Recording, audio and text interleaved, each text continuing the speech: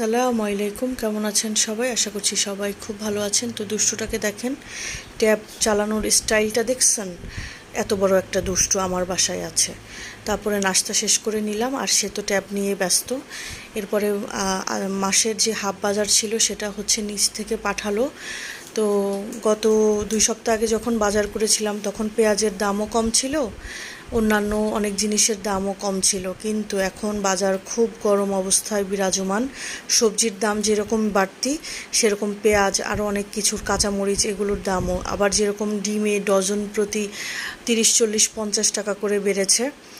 তারপরে হচ্ছে এই দুষ্টু বাচ্চাটার জন্য কিছু চিপস এনে রাখলাম তার কালেকশানে। তার এখন ইদানিং সে পছন্দ করে জিরোক্স মনে হয় এরকম কিছু একটা নাম, জিরোজ মনে হয়, তো সে এটা খায়, তো তা ভাবলাম যে এটা এনে রাখি। তারপরে হচ্ছে অল্প কিছু ট্যাংরা মাছ ছিল, সেটা হচ্ছে ভিজিয়ে নিলাম, একটু টমেটো দিয়ে চচ্চড়ি করব।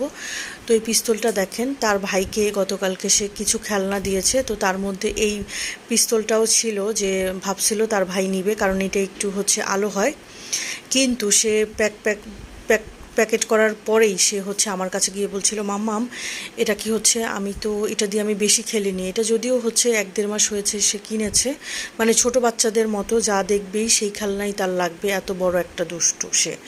তারপরে যে এটা আমাকে বলার পরে আমি হচ্ছে আমার বোনকে বললাম, তো সে বলে, আহা এটা তো তাহলে এটা কোনো ব্যাপারই না, আমি নিব না, কারণ এখনও তো তাশরিফ ছোট। তো আমি বললাম যে আচ্ছা তুমি এই পিস্তলটা তাশরিফের জন্যই রেখে দিও, তোমার খেলা শেষ হলে পরে আমরা তাশরিফকে দিয়ে দিব না। তো এই দেখেন, গোসল করার আগেই আমাকে বলেছিল, মাম্মাম আজকে আমি ঘড়ি পরবো, তারপরে হচ্ছে ফিঙ্গারে রিং পরবো, হাতে হচ্ছে চুড়ি বা ব্রেসলেট পরবো, আর দেখেন গলায় এটা কি ঝুলিয়েছে, মানে চেইন পরতে চেয়েছিল, পরে কি মনে করে এটা ঝুলিয়েছে গলায়। তারপরে হচ্ছে আমি বললাম যে এত কিউট একটা বেবি হয়েছো, মাশাল্লাহ, তুমি ধরে একটু আদর করে দিলাম। এরপরে রান্না করতে আসলাম, হচ্ছে ট্যাংরা মাছটা বসিয়ে দিলাম আগে ভাগে, ভাবলাম যে একটু তাড়াতাড়ি করে হয়ে যাবে, কারণ অন্য বাকিগুলো রেডি করা হয়নি।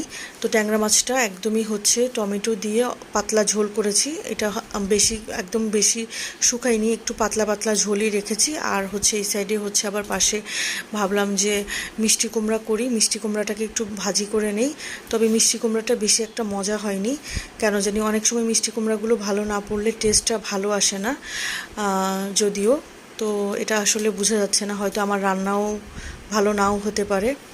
তারপরে ভাবলাম যে একটু লাল শাক চিংড়ি মাছ দিয়ে করে নেই, তো লাল শাকগুলোও করে নিচ্ছি।